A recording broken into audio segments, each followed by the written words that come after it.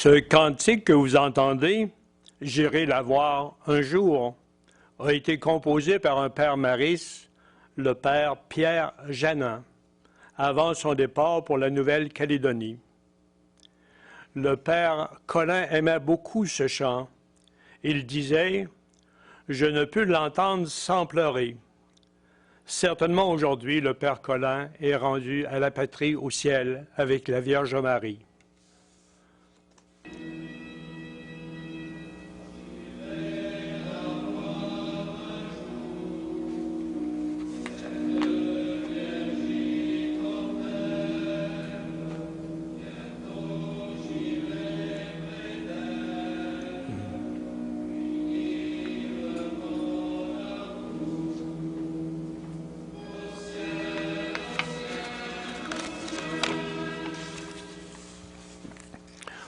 Le père Gaston Lessard a travaillé plusieurs années avec le père Jean Coste sur les origines maristes. Et il a appris à le connaître, à l'apprécier, à l'aimer. Aujourd'hui, le père Gaston est en mesure de nous dire où en est la cause de béatification de Jean-Claude Colin.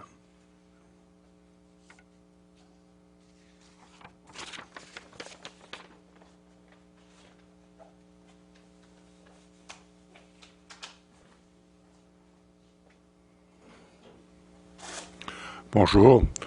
Je remercie d'abord Gilles Chapotte qui a organisé cette conférence et puis pour l'enregistrer.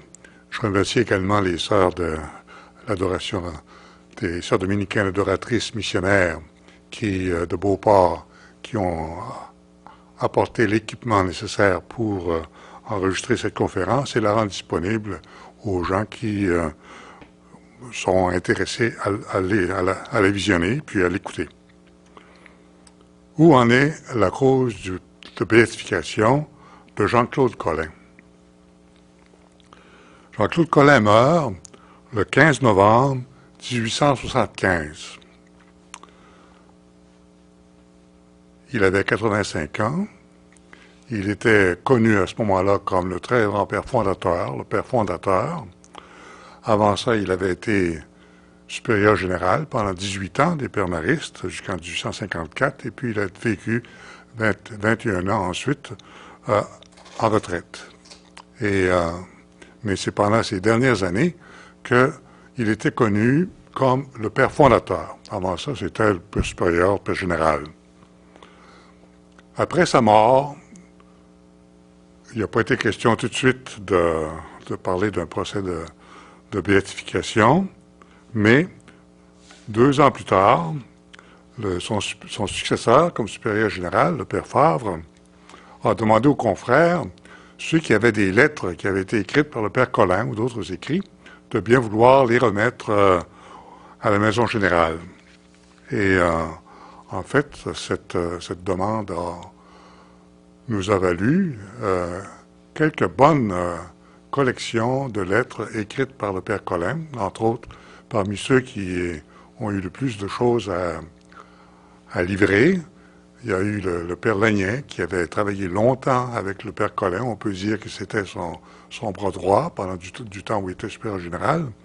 Et puis un autre également qui était le père du Surget, qui a été longtemps supérieur du Scholastica, où il y avait 40 étudiants qui se préparaient à devenir prêtres maristes. Et puis également d'autres lettres, mais ce sont ces 2 collections-là en particulier qui sont les plus abondantes. Le même père Lagnin, quelques années plus tard, en 1879, il laisse des notes historiques sur les origines et les progrès de la Société de Marie. Il était entré 1 an seulement après l'approbation de la Société. Lui est entré en 1837. Il était déjà prêtre, et alors il avait bien connu la Société elle-même, à partir du moment où elle avait été approuvée par le Saint-Siège, mais les années avant ça, les années des origines, qui vont de 1816 à 1836, il les avait connues seulement indirectement, mais quand même un tout petit peu parce que un personnage qui a joué un rôle important dans les origines de la société, c'est Jean-Claude Courveille. Et le père Lagnan était originaire du village voisin où Courveille avait grandi, était connu, et puis il connaissait une bonne partie de son histoire, une histoire qui, au fond, est difficile. Et alors, il avait donc des notions sur les origines, mais ces notes sont restées inachevées, elles restent précieuses quand même. C'est seulement en 1885 que meurt le père Favre. Il avait été supérieur général pendant 30 ans. Et son successeur, c'est le père Antoine Martin, qui lui succède. Et alors que, entre le père Colin et le père Favre, le courant ne passait pas souvent. Enfin, ne passait pas beaucoup en réalité pendant plusieurs années. Le père Martin, lui, était tout à fait quelqu'un qui était fervent du père Colin. Et c'est lui qui a mis en marche, au fond, une meilleure connaissance du père Colin. Et en particulier, il a confié au père Gentin la tâche de préparer une biographie du père Colin. Le père Gentin, c'est quelqu'un qui avait travaillé avec le père Colin pendant les toutes dernières années où le père Colin avait mis la dernière main aux constitutions de la Société de Marie. Mais il n'avait pas connu, pendant la période des origines, pendant les premières années du généralat non plus. En 1888, c'est un autre père mariste, le père de Tours, qui, lui, est un professeur de collège, mais qui, pendant ses vacances, voyage d'une place à l'autre pour recueillir des témoignages de gens qui ont connu soit le père Colin, soit le père Champagnat. Il a enquêté beaucoup sur le père Champagnat également. Et puis, il a recueilli des témoignages très précieux, et puis également des documents d'archives qu'il a trouvés ici et là. Mais lui, il allait sur place, il allait dans les archives, et puis, alors ces notes restent fort précieuses. C'est seulement en 1888, déjà, les frères maristes, eux, se sont occupés de mettre en marche la cause de béatification du père Champagnat. Et en fait, les pères maristes, jusqu'à maintenant, ne bougent pas de ce côté-là pour ce qui est du père Colin. En 1895, une biographie du père Colin en 6 volumes, rédigée par le père Gentin, mais continuée par son confrère, le père David, parce que lui, il est mort à moitié chemin, est publiée, mais publiée, au fond, pour les maristes. Elle n'est pas mise dans le commerce. Et le père Gentin meurt, justement, en 1895, et c'est seulement 4 ans plus tard que commence à Lyon le procès diocésain pour l'introduction de la cause du serviteur de Dieu, Jean-Claude Colin. Le père David, qui avec le père Gentin, avait travaillé lui aussi à la dernière rédaction des constitutions du père Colin, des années 68 à 73 à peu près, et qui avait bien connu donc le père Colin, c'est lui qui est en mesure de donner une déposition de vive voix sur quelqu'un qu'il a connu. Mais la plupart des autres témoins, ils ont peu connu le père Colin et ils donnent peu de détails nouveaux.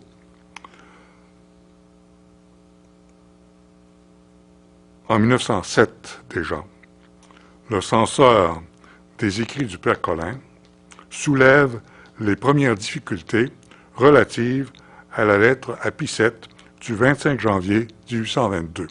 On est en train de sauter beaucoup d'une époque à l'autre. On était en 1905, on était à la mort du père Colin en 1875. Là, on est ramené à 1822, dans la période des origines, tout à fait, quelques années seulement après le lancement de l'idée d'une société de Marie à Fourvière en 1816. Et puis, 25 janvier 1822, c'est la date où est expédiée à Rome une lettre adressée au pape, le pape Pie VII à ce moment-là, et qui présente le projet de Société de Marie d'une manière très succincte, mais qui met devant le pape, au fond, cette idée d'une société de la Sainte Vierge. Mais ce n'est pas la première lettre qui est envoyée à Rome, c'est la troisième. Alors, on est un petit peu impatient. On dit, on a déjà envoyé 2 autres lettres, puis on n'a pas eu de réponse, mais enfin, on présente celle-ci, puis on espère que quelque chose va se passer. Et cette lettre-là, elle porte 3 signatures. Elle porte la signature d'abord de Jean-Claude Courveille, et puis de Pierre Collin, qui est le frère de Jean-Claude, et puis de Jean-Claude Collin lui-même. Et alors, en fait, c'est la lettre, ça, qui va être un des problèmes de la cause. On va le revoir, il va remonter constamment à la surface.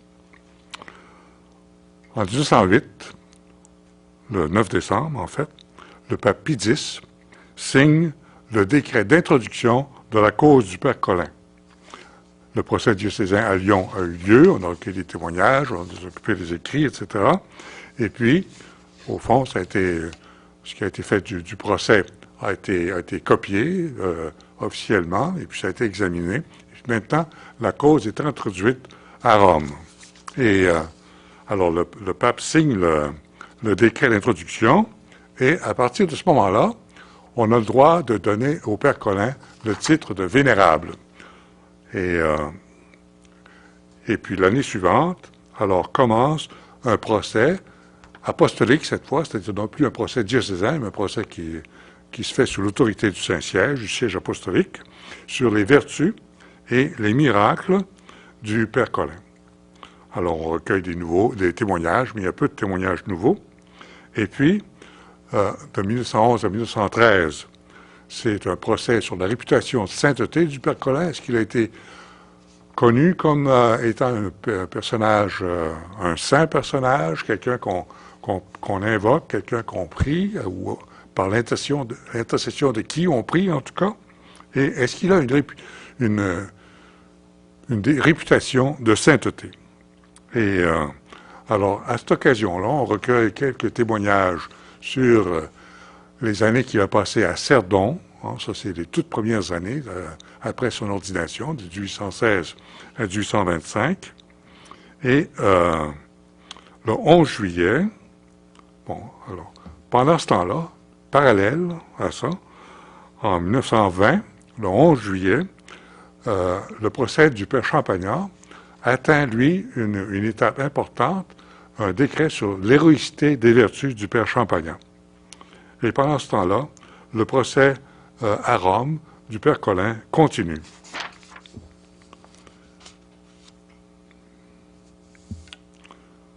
Pendant les années 30, il y a un autre père mariste, le père Gobillot, qui, lui aussi, prépare une vie du père Collin. Et le père Gobillot, lui, c'est un historien de la religion, des religions, qui avait été professeur d'université, en fait, au moment du modernisme.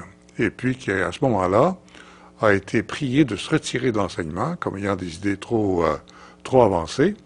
Au temps du modernisme, on soupçonnait facilement les gens d'hérésie. Et puis qui est allé enseigner dans les collèges, et puis ensuite a consacré ses loisirs à des recherches sur le père Collin. Mais lui, il n'était pas comme le père de Tours. Le père de Tours allait sur place, il se déplaçait. Le père Gobillot travaillait, lui, à partir des livres qu'il trouvait dans les bibliothèques. Alors, il y a des bibliographies très abondantes sur tout ce qu'il a travaillé, mais pas de recherche d'archives sur place. Pendant ce temps-là, le père Gobillot travaille, mais sa biographie du père Collin, qui va être considérable, elle n'est jamais publiée, en réalité, jamais imprimée. Pendant ce temps-là, à Rome, le procès du père Collin continue, et en 1935 a lieu une congrégation, une assemblée d'experts, de théologiens et de cardinaux sur l'héroïcité des vertus du vénérable père Collin. Est-ce qu'il a pratiqué les vertus chrétiennes à un degré héroïque. Hein? Et puis ça consiste à demander quelles sont les vertus chrétiennes: foi, espérance, charité, prudence, tempérance, force et puis justice, hein, les vertus cardinales. Et alors, on passe ces vertus-là en revue, et puis on se demande est-ce qu'il les a pratiquées à un degré héroïque. Bon. Et à ce moment-là, la cause, bon, elle va de l'avant, et puis elle est, l'année suivante, en 1836, elle est portée devant, cette fois-ci, une réunion, une congrégation préparatoire. Là, c'est plus solennel, et puis ce sont les cardinaux qui examinent la cause, et puis là, elle est regardée d'un petit peu plus près, à la loupe, et là, les gens commencent à faire des objections sur est-ce que le Père Colin n'aurait pas manqué à la vérité lorsqu'il raconte, lorsqu'il parle de la lettre qui a été envoyée au pape en 1822 et au sujet de la signature de l'abbé Courveille. Alors là, on entre dans une histoire qui est assez compliquée, et parce que en 1870, donc quelques années avant sa mort, cette lettre-là était revenue à la surface. Et puis, le Père Colin, lui, sans l'avoir vue, avait déclaré que la signature de l'abbé Courveille sur cette lettre-là, c'est lui qui l'avait mise, hein, et non pas l'abbé Courveille lui-même. Bon.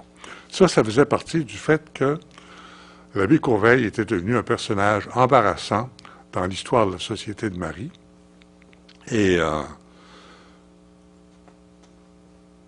puis, ces histoires sont revenues à la surface au moment où, au cours de l'histoire des constitutions, quand il était question pour le Père Colin de revenir aux constitutions sur lesquelles il avait travaillé pendant les années de Cerdon, à ce moment-là, le nom de Courveille a refait surface, puis les gens se sont demandé quel avait été son rôle dans les tout débuts. Et puis, il y en a, parmi les maristes, qui se demandaient, mais qui c'est véritablement notre fondateur? Et puis là, le Père Colin s'est choqué. Hein? Et puis, au fond, le titre de fondateur lui importait peu. Hein? Il ne se considérait pas du tout lui-même comme le fondateur. C'est Dieu qui est fondateur de la société et la Sainte Vierge. Hein? Mais l'idée de la Société de Marie, elle ne dépendait pas de ce qu'avait apporté l'abbé Courveille au début. Et elle dépendait d'inspiration que lui-même avait eue, indépendamment de l'abbé Courveille. Et bon, bien, attaché à ça, il y a la question de qui a posé la signature au bas de cette lettre du 25 janvier 1822. Et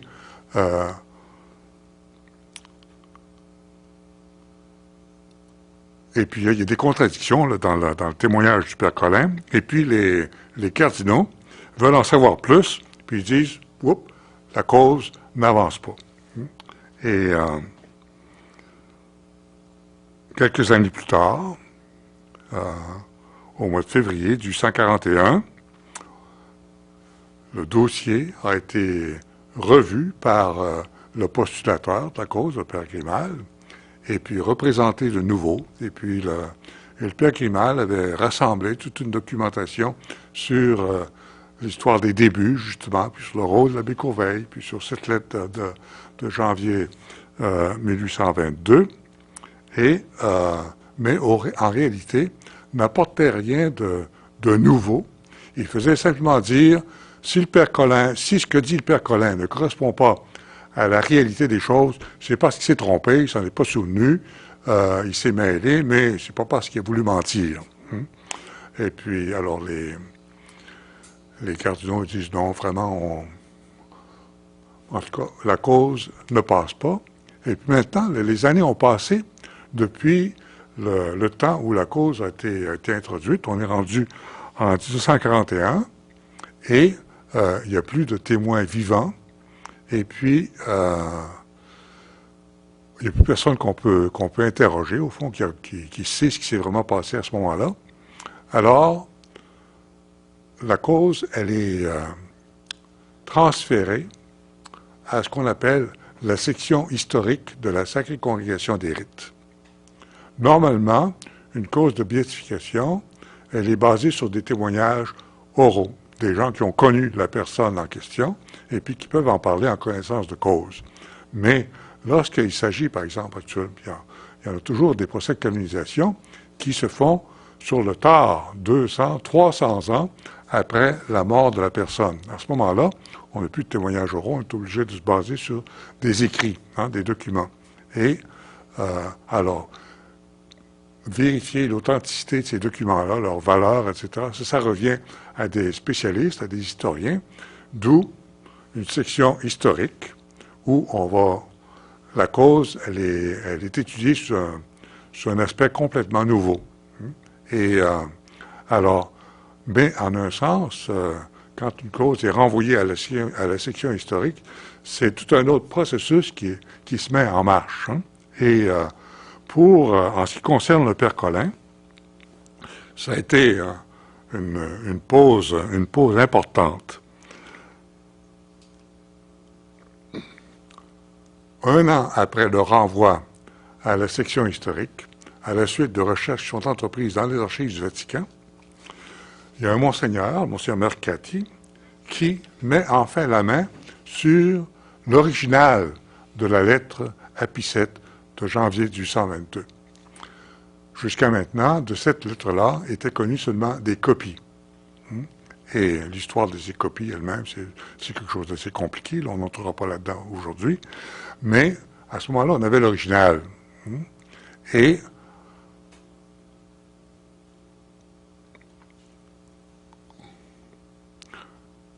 à première vue, il semble bien que la signature de l'abbé Courveille, c'était sa signature à lui. En tout cas, elle était très différente de celle des deux abbés Colin. Bon. Mais, étant donné que la cause maintenant a été remise entre les mains de la section historique, elle a des consulteurs, des spécialistes, et puis le dossier a été confié au père Pedro Leturia, un père jésuite espagnol, qui était à ce moment-là qui était doyen de la faculté d'histoire à la Grégorienne à Rome, et puis qui a étudié toute la documentation qui lui avait été remise, qui avait été préparée entre autres par le père Grimal, et puis qui, 10 ans plus tard, en 1952, a remis son rapport. C'est un rapport de 200 pages, dactylographié, qui concerne surtout le problème de Courveille aux origines. Et puis c'est là qu'il ramasse les données qui sont connues, et puis il soulève les questions qu'il faudra résoudre, et puis il dit aux maristes, écoutez, il va falloir que vous nous donniez une meilleure documentation que celle que vous avez jusqu'à maintenant, parce qu'il y a beaucoup de choses à éclaircir. Et alors, à ce moment-là, dans la société, le supérieur général et le père Alcim Cyr, qui est supérieur général depuis 1947, et qui s'intéresse à la cause du père Colin. Alors, en recevant le rapport de la Congrégation des Rites, il connaît, lui, un père mariste américain qui est professeur d'histoire de l'Église à Washington, le père Nicolas Weber, que j'ai connu, que j'ai eu comme professeur à 1 an. Moi, lui avait 80 ans, moi j'en avais 20 à ce moment-là. Et puis, on demande au père Weber de venir à Rome pour pour répondre aux demandes que fait le père Leturia pour la recherche sur les origines de la société. Le père Weber, bravement, vient passer 1 an à Rome, fait le tour de la question, écrit un rapport de peut-être une centaine de pages. Je ne l'ai jamais étudié de près, ce rapport-là. Mais lui-même, et puis ceux qui voient le rapport se rendent bien compte que ça ne répondra pas aux exigences du père Leturia. Et puis, au fond, le père Weber, il dit, moi, là, je suis trop vieux pour entreprendre le travail qu'il faudrait, là, trouver quelqu'un d'autre. Et alors c'est là que commence au fond une toute autre histoire, qui est le Père Cyr. Le Père Cyr, c'est un père américain qui venait de Van Buren, qui parlait français aussi bien qu'anglais, et qui était d'une très grande bonté, que j'ai bien connu aussi et aimé, mais qui n'était pas du tout un érudit ou un savant. Par contre, son vicaire général, le père Wischemeyer, était un père allemand, qui lui était beaucoup plus ferré en histoire, puis en théologie, puis c'était plus un savant, on dirait, et qui était capable d'apprécier des gens qui s'y connaissent. Et alors, à cette époque-là également, en 1953, est arrivé à Rome un jeune père qui est de français, qui venait tout juste d'être ordonné, qui venait de finir sa thèse de doctorat à Lyon sur le vocabulaire de l'humilité dans la traduction grecque de la Bible, dans les Septante, et qui s'en venait à Rome pour obtenir une licence en Écriture sainte, qui étudiait donc à l'Institut biblique, et puis qui se préparait à retourner à Lyon comme professeur d'Écriture sainte. Mais le père Coste, Jean Coste, à ce moment, lui, il travaillait à ses cours, à ses cours d'hébreu, d'araméen, d'ougaritique également, les langues anciennes. Et puis, mais ses journées de congé et ses loisirs, il les employait à l'histoire de la Société de Marie, et en particulier à l'histoire des constitutions de la Société de Marie. Déjà comme scolastique, il avait passé une bonne partie de son temps il avait découvert au noviciat, à la maison où il avait fait son noviciat, des vieux manuscrits qui contenaient des versions, des rédactions antérieures des constitutions, antérieures à celles qui avaient été approuvées finalement. Et puis, il s'était intéressé à voir l'évolution qui s'était produite dans le travail sur les constitutions d'une rédaction à l'autre. Quand il y a 10, 20 ans qui passent, on peut suivre le développement, l'évolution des idées, etc. Et il s'est intéressé beaucoup à ça, à la comparaison des différentes rédactions des constitutions. Le travail qu'il avait fait à la main, complètement, un gros travail. Et puis, alors il s'intéressait à l'histoire du Père Colin, c'était son hobby. Et je me souviens d'ailleurs que le 28 février 1954, à Rome, il nous avait donné une conférence justement sur le travail qu'il avait fait sur l'histoire des constitutions, et puis où il alignait l'histoire des différents manuscrits, puis comment on peut voir le Père Colin évoluer dans son expression de la règle à mesure qu'il prend de l'expérience, puis qu'il lit, qu'il se renseigne, etc.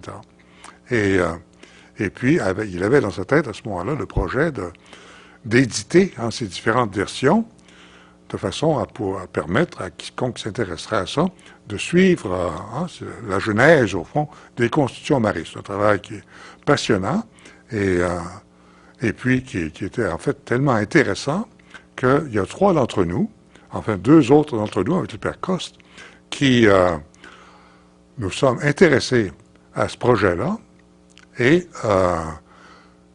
avec lui, nos temps libres, lui, moi, puis un père irlandais, le père Sean Fagan, qui vit toujours en Irlande, pendant nos temps libres, et puis pendant nos vacances d'été de 1954 et 55, on a travaillé à une édition critique des constitutions des différentes rédactions de la règle des pères maristes, les constitutions. Ça s'appelle Antiquiores Textus Constitutionum Societatis Mariae, les textes anciens des constitutions de la Société de Marie. Ça, c'est un fascicule, il y en a 7. Et c'est à l'occasion de ce travail que le Père Wischemeyer et le Père Coste se sont se sont connus, au fond, puis que le père Wischmeyer a compris que la personne qui pourrait le mieux entreprendre, mener à bien les recherches nécessaires pour faire avancer la cause du père Colin selon les demandes de la Congrégation des rites, eh bien, c'était le père Colin. C'est le père Coste. Mais le père Coste, il se préparait, lui, à devenir professeur d'écriture sainte à Lyon. Mais quand même, à la fin de ses études bibliques à Rome, à un moment où il avait à choisir entre aller à Jérusalem à l'école biblique ou bien retourner à Lyon, le père supérieur général, par l'entremise du père Wischmeyer, a demandé au père Coste est-ce qu'il serait prêt à mettre sur la glace pour l'instant sa carrière de professeur d'écriture sainte et puis d'entreprendre l'étude de l'histoire des origines de la société. C'était une grosse décision à prendre et puis le père Coste a hésité longtemps, mais finalement, il a pris ce tournant-là, il a accepté cette demande. Et puis, au début de l'année scolaire 1955, il a déménagé à la Maison Générale à Rome, et puis il a pris connaissance, au fond, du dossier, de toute la documentation, du travail qu'il y aura à faire, et puis c'est de là qu'est sorti un projet pour lequel il m'a recruté, et puis sur lequel nous avons travaillé pendant une dizaine d'années. Et ce projet-là a abouti à un ouvrage que vous avez vu au moins sur des rayons de la bibliothèque mariste, qui s'intitule « Origine mariste ». C'est un ouvrage en 4 volumes, semblable à celui-ci, entre 900 et 1000 pages chacun, où ont été rassemblés tous les documents qui peuvent éclairer les 20 premières années du projet mariste, à savoir de 1816 à 1836. Ces documents-là sont édités de manière critique, discutés, comparés et examinés à la loupe, en fait. Et il y a là le matériel pour un historien qui voudra un jour écrire l'histoire des débuts de la Société de Marie, des origines. C'est-à-dire les 20 années qui précèdent l'approbation par le pape en 1836. C'est pas encore c'est à ce moment-là que la Société de Marie commence officiellement, mais elle a déjà été en gestation pendant 20 ans, et ce sont ces 20 années-là qui sont les années critiques, cruciales, dans l'histoire de la société, mais aussi dans l'histoire du père Colin, et puis en particulier dans les choses qui créent un problème dans l'avancement de sa cause de béatification, à savoir cette fameuse signature sur la lettre du 25 janvier 1822, qui est, au fond, c'est un tout petit point, mais ça met en cause toute la conception des origines que le père Colin avait dans sa tête et puis qu'il présentait, et puis celle qu'on trouve à partir de la documentation. Et au fond, c'est établir le lien entre ce qui s'est passé et puis la manière dont le père Colin le raconte, eh bien c'est ça, au fond, le défi qui se présente à la personne qui voudra étudier l'histoire des origines, au fond. Bon. Et puis, décider qu'est-ce qu'il en est de la véracité du père Colin.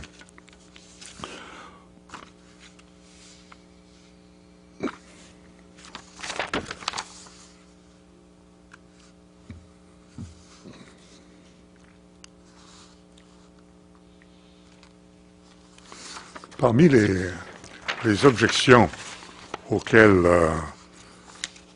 la cause fait face, il y en a il y en a 4 en réalité, là, que le père Coste résume et qui concerne d'abord justement ces signatures, mais il y en a 3 autres qui concernent également les rapports avec les vicaires apostoliques et puis la lenteur qu'il a mise à la rédaction des constitutions. On n'entrera pas là-dedans, peut-être, ça nous mènerait trop loin, ça demanderait peut-être, ce serait le sujet d'autres conférences. Je me pose maintenant la question, où en est la cause? Bon, en fait, la cause, elle est enlisée depuis 1942, au fond, depuis le rapport du père Le Touria, et puis, à partir du travail sur les origines maristes, ce travail-là a duré 10 ans. On a commencé en 1955, en réalité, et puis ça a été jusqu'en 1977. Pendant ces années-là, il s'est passé plusieurs choses importantes, entre autres, en 1961, un chapitre général des pères maristes, où un successeur du père Cyr a été élu dans la personne du père Joseph Buckley, et un père américain aussi. Et puis également, l'année suivante, en 1962, eh bien, Jean XXIII a convoqué le Concile de Vatican II. Et vous savez combien Vatican II a été un moment important, un tournant important dans la vie de l'Église. Et puis, combien des choses des exigences de renouveau qui se sentaient, qui se préparaient déjà depuis de longues années, eh bien, à ce moment-là, elles sont venues à la surface et puis elles ont pris forme dans Vatican II. Il y a tout un changement de mentalité, d'approche de la vie de l'Église, au fond, qui ont eu lieu pendant les 4 années de Vatican II, et puis qui ont fait en sorte que l'intérêt pour la cause de béatification du père Colin a diminué de beaucoup. Et en réalité, lorsqu'on se retrouve à la fin du travail sur les origines maristes, eh bien, à ce moment-là, l'intérêt pour faire avancer la cause du père Colin, qui était ce qui avait d'abord déclenché le travail sur les origines maristes, a diminué de beaucoup. Et puis les préoccupations sont différentes. Il commence à y avoir déjà des signes d'essoufflement des congrégations religieuses. Et puis les expériences de déchristianisation que nous vivons maintenant, eh bien, elles sont déjà en train à ce moment-là. Et puis les soucis de la Société de Marie ne portent plus guère sur la cause de béatification du père Colin. On se demande d'ailleurs à quoi ça sert une béatification et une canonisation. Entre autres, chez les maristes, puis on va voir ça dans les chapitres suivants. On se demande, au fond, pourquoi entreprendre une telle dépense pour quelque chose qui intéresse peu de monde, en fait.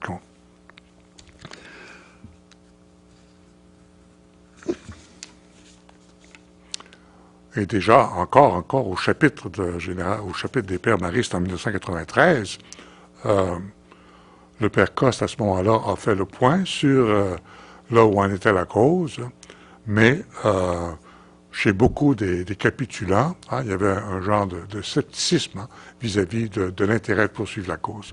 Et c'est seulement plus tard, après, autour des années 2000, avant et après, et non pas en Europe, mais en Océanie, et puis aux Philippines, qu'un intérêt s'est manifesté pour faire avancer la cause du père Colin.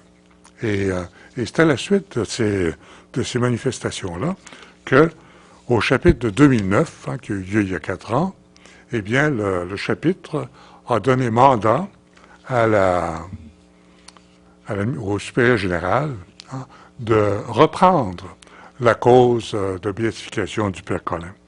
Mais, à ce moment-là, la cause, il y a un espace tellement long qui est intervenu entre le moment où la cause est arrêtée et puis le moment où on la reprend, que il faut reprendre tout à partir du début. Et puis à ce moment-là, la situation a changé beaucoup parce que tout le processus de béatification et de canonisation qui était réglementé par le droit canon de 1914, mais bien avant ça par des décisions du pape Benoît XIV en particulier, et qui est un processus compliqué, a été beaucoup simplifié à l'occasion du nouveau Code de droit canon qui a été mis en vigueur en 1983. Et puis à ce moment-là, il y a une nouvelle procédure pour les béatifications et canonisations qui sont entrées en vigueur et puis qui renouvelle complètement la méthode avec laquelle il faudra procéder pour faire avancer une cause. Et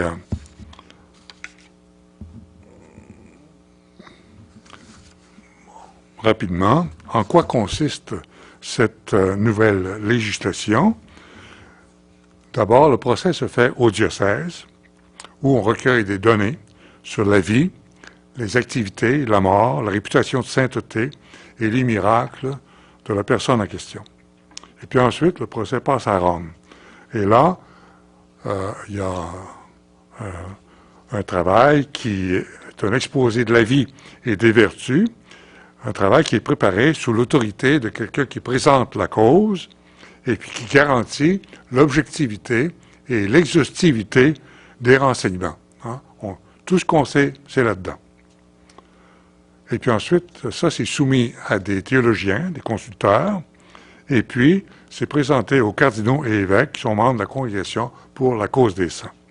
Et si le verdict est positif, à ce moment-là, le cardinal-préfet présente la cause au pape, et puis le pape émet le décret sur l'héroïcité des vertus.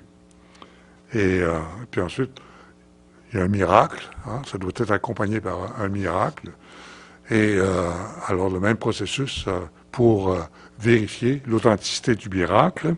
Et puis, alors à ce moment-là, le pape autorise le culte de la personne dans un diocèse donné, ou quelques diocèses. C'est un culte local. Et puis ça, c'est la béatification. Alors à partir de ce moment-là, on peut donner à la personne le titre de bienheureux, mais son culte a lieu seulement dans des endroits bien délimités. Et puis s'il y a un deuxième miracle qui est vérifié, à ce moment-là, le pape déclare que la personne est parmi les bienheureux, mais que le culte peut être universel, et puis à ce moment-là, c'est ce qu'on appelle la canonisation.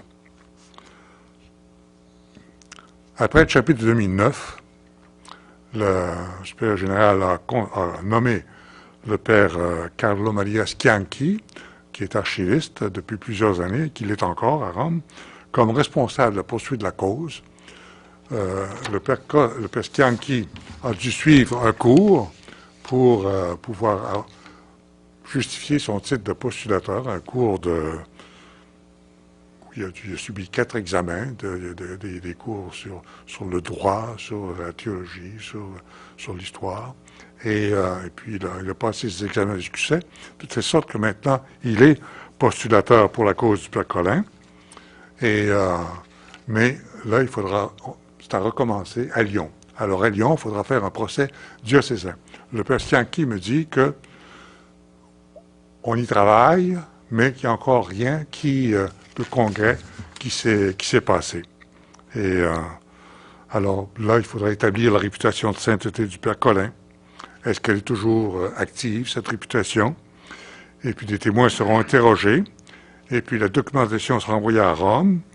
Et puis ensuite, à Rome, on présentera également les recherches historiques qui ont été faites. Alors là, c'est à ce moment-là que les origines maristes, en particulier, vont servir pour la cause du père Colin. Ça va faire partie du dossier. Et ainsi que l'édition des lettres écrites par le père Colin, les 4 volumes qui s'intitulent Colin Sup, Colin supérieur, et puis également les lettres écrites par le père Favre, son successeur, pendant que le père Colin est encore vivant, et puis également une biographie critique à laquelle travaille maintenant un père néo-zélandais, le père Justin Taylor, qui est d'abord un historien de l'histoire ancienne de l'Église, mais qui a enseigné à l'école biblique de Jérusalem pendant une vingtaine d'années, et puis qui maintenant est en Nouvelle-Zélande, et puis qui travaille à la rédaction de cette biographie du père Colin. Il y a déjà plusieurs chapitres de fait, mais il avance tranquillement. Et puis, il faudra aussi un miracle attribué à l'intercession du père Colin. Et puis là, ça revient aux croyants, au fond, de prier pour qu'un miracle intervienne et puis permettre de faire avancer la cause du père Colin. Je vais terminer avec quelques remarques que le père Jean Coste a présentées au chapitre général de 1993, après avoir donné un exposé sur où en était à ce moment-là la cause du père Colin. Il donne quelques remarques finales. Je vais simplement les lire. Et le père Coste, à ce moment-là, en 1993, c'est un an avant sa mort, mais il a passé, depuis 1955 jusqu'à ce moment-là, il a consacré la plus grande partie de sa vie à l'étude de l'histoire du père Colin. Et puis également, il a donné énormément de conférences et de sessions et de retraites sur le père Colin, partout où il y avait des maristes à travers le monde, que ce soit des pères maristes ou des sœurs maristes ou des sœurs missionnaires de la Société de Marie. Donc, ça veut dire en Océanie, ça veut dire en Australie, en Nouvelle-Zélande, aux États-Unis, au Canada. Il est venu 2 fois au Canada. Et alors, il a parlé beaucoup du père Colin. Et il dit, un peu partout, surtout sans doute dans les provinces de l'hémisphère sud ou en Italie, j'ai rencontré un réel intérêt pour la cause du père Colin, dont témoignaient de nombreuses questions faites en public ou en privé. Ensuite, un peu partout aussi, j'ai rencontré avec fréquence la vieille tradition incessamment répétée, suivant laquelle le père Colin aurait dit un jour qu'il ne voulait pas être canonisé. Cette phrase est évidemment apocryphe, le père Colin ayant beaucoup trop de bon sens pour jamais dire quelque chose de la sorte. Indépendamment même de cette tradition, j'ai très souvent entendu une objection formulée plus ou moins en ces termes. Au fond, pourquoi mettre sur les autels un homme qui n'a eu d'autre ambition qu'être inconnu avant, inconnu après? Ça, c'est le père Colin qui dit ça, oui. Un tel raisonnement est plus spécieux que réel, car on ne peut empêcher que la valeur spirituelle d'un homme soit reconnue après sa mort, dans la proportion même où il n'a pas lui-même cherché à se mettre en évidence durant sa vie. Ah, ça va de soi. Ces objections, toujours renaissantes, avaient au moins le mérite de révéler une réalité indéniable, en l'espèce une certaine résistance existant chez un bon nombre de maristes contre l'idée de voir le fondateur canonisé. Dans l'ensemble même, on ne peut dire que la société ait eu, pour un tel objectif, toute la ferveur et l'enthousiasme que j'ai trouvé en bien d'autres congrégations, à commencer par celle des frères maristes, qui, eux, ont poussé la cause du père Champagnon, et puis elle a abouti. Bon. Il y a là un fait que, en tant qu'historien, je me sens le devoir de mentionner, sans vouloir pour autant en tirer des conclusions, ni en exagérer la portée. Un témoignage personnel, enfin, conclut le père Coste. 40 ans d'études sur Colin m'ont révélé, plus qu'à bien d'autres, les petits côtés et les grands défauts du personnage. Malgré cela, mon affection pour l'homme et, disons-le, ma dévotion pour lui n'ont cessé de grandir. Je ne sais si l'Église se prononcera jamais sur sa sainteté, mais je suis convaincu que peu d'hommes, en son temps, ont servi Dieu mieux que lui, et je crois bien que quoi qu'il arrive, je conserverai jusqu'à la mort cette intime conviction.